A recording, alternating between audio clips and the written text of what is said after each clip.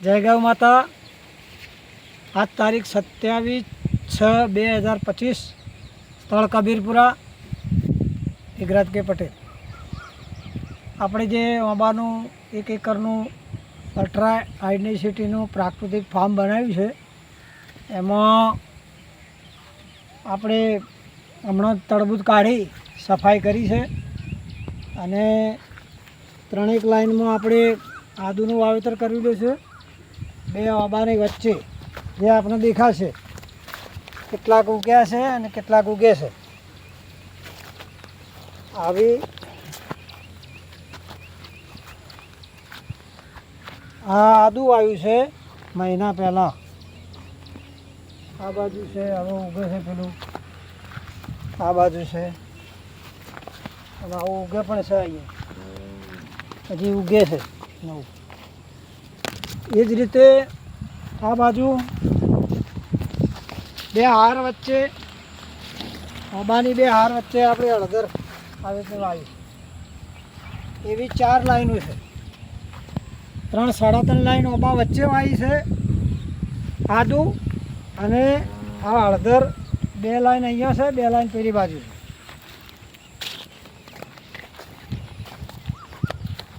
આ રીતનું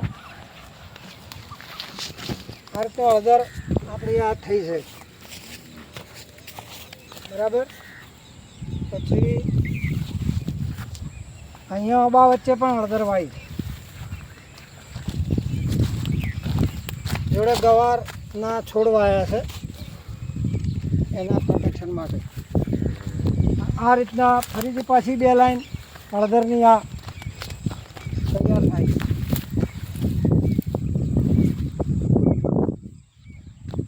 બે ઓબાની વચ્ચે 4 લાઈન છે હળદરની,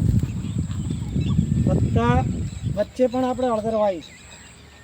આ 2 લાઈન, પેલી 2 લાઈન, 4 લાઈન, અને વચ્ચે પાછા ઓબાની વચ્ચે જે 5 ફૂટ અંતર છે, 5 બાય 12નું આપણું અંતર છે, એમાં વચ્ચે આપણે હળદર વાવી દીધી જે તમને દેખાશે બધે।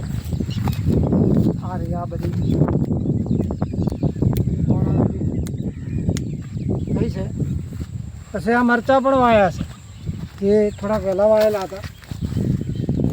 આ મરચાં પણ છે, એક મરચાંનો બેડ અહીંયા પણ છે, આ મરચાંનો બેડ રાખ્યો છે।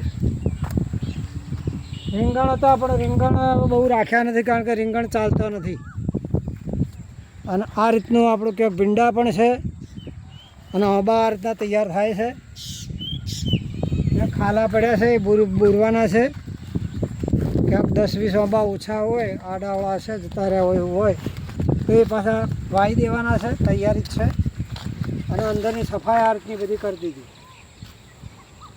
આ ચોળી પણ વાવી હતી જોડે, ત્યારે ગવાર વાવ્યો હતો, અહીંયા હળદરના જોડે ચોળી વાવી હતી।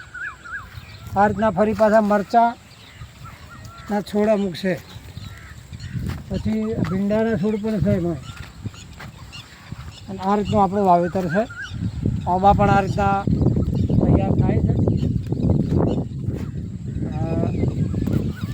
હવે આમાં વચ્ચે શું વાવવું એ જોઈએ છે, વરસાદમાં કંઈક વિચારીએ, વરસાદ ઉપર આધાર છે। જય ગૌ માતા, ભારત માતા કી જય।